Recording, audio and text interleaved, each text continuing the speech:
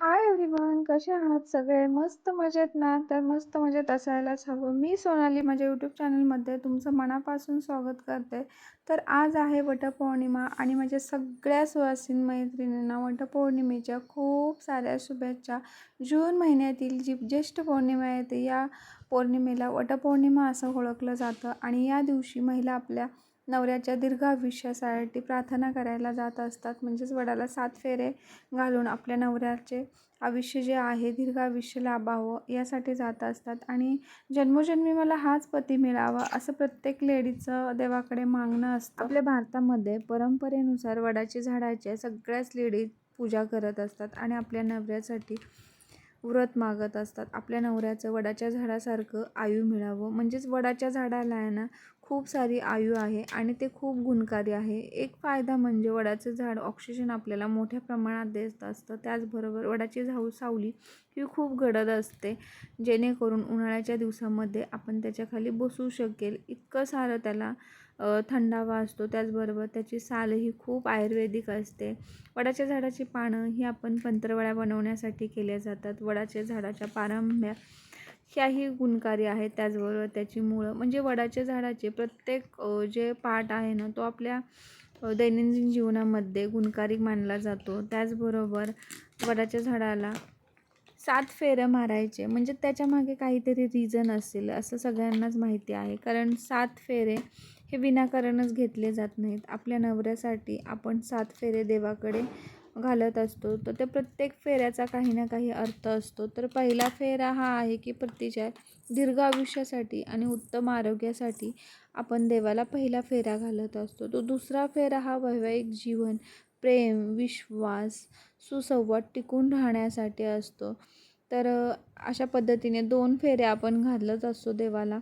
तर इथे माझी देवपूजा वगैरे आता करून झालेली आहे. छान अशी माझी घरातली देवपूजा झाली. कारण आज 12:30पर्यंतच वटपौर्णिमा होती, म्हणून म्हटलं चला 12:30च्या आत आपण देवाला छान असं जे आहे प्रदक्षिणा घालून यावे झाडाला आणि आपणही आपल्या नवऱ्याच्या दीर्घ आयुष्यासाठी फेरे घालावेत. आज देवीला नैवेद्य म्हणून मी दही भाताचा नैवेद्य ठेवला होता. तिसरा फेरा कुटुंबाची भरभराट आणि समृद्धीसाठी असतो.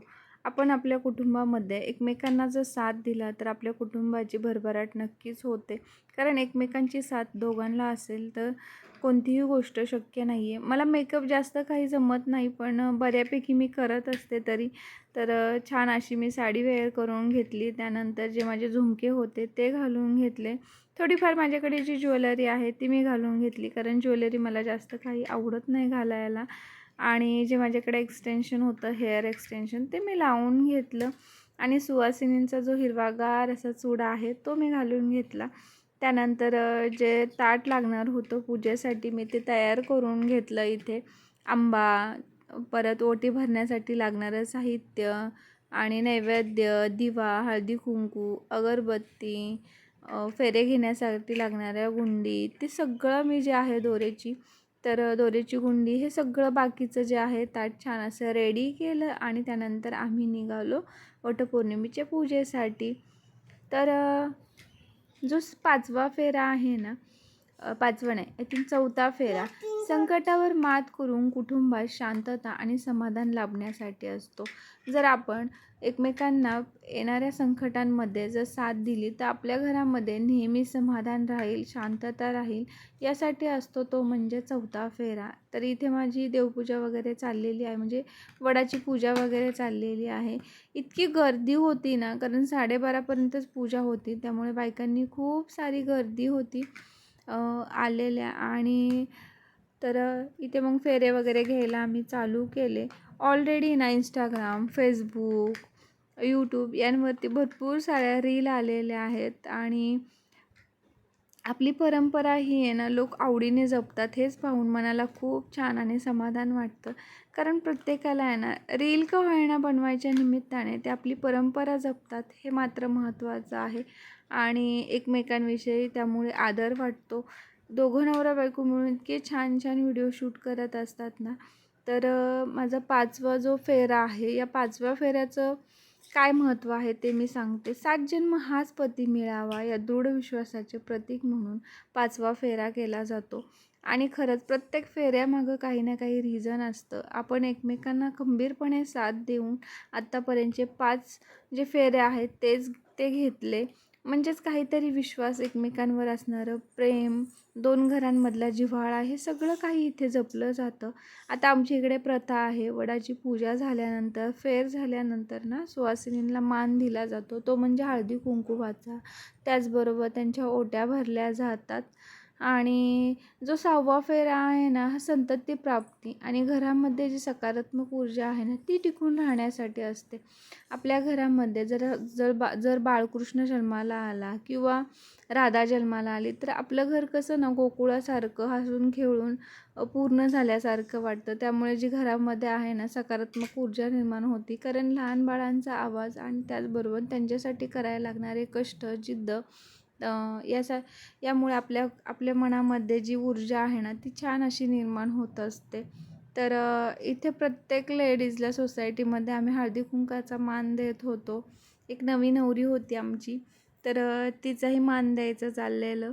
आणि त्याचबरोबर आहे ना, आपल्या आयुष्यातला जो 7वा फेरा आहे ना, हा आयुष्यभर पतीच्या प्रत्येक कार्यात सावित्रीसारखी सावली बनून खंबीरपणे साथ देण्याचं वचन आहे ना, आपण आपल्या नवऱ्याला देत असतो.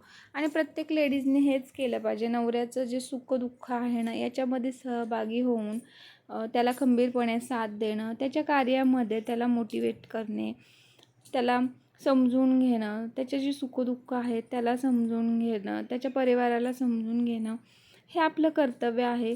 जरी आपण एका घरातून दुसऱ्या घरात आलो असलो तरी. कारण एकमेकांच्या साथीशिवाय, एकमेकांना समजून घेतल्याशिवाय आपण पुढे कधीच जाऊ शकत नाही. विचार जुळत नाहीत म्हणून आपण संसार अर्ध्यावट सोडून तर जाऊ शकत नाही. त्याच विचारांना छान अशी साथ घालत आपण आपलं आयुष्य पुढं नेलं पाहिजे. आणि वडाला जसं दीर्घ आयुष्य आहे ना, तसंच आपल्या विचारांनाही आपण दीर्घ आयुष्याची साथ दिली पाहिजे. त्यामुळे आपला संसार छान आणि सुखी समाधानी होईल. पती-पत्नीमधील जे छोटे-छोटे वाद असतात ना, हे बाजूला ठेवलं तर संसाराला एक वेगळीच रंगत येते.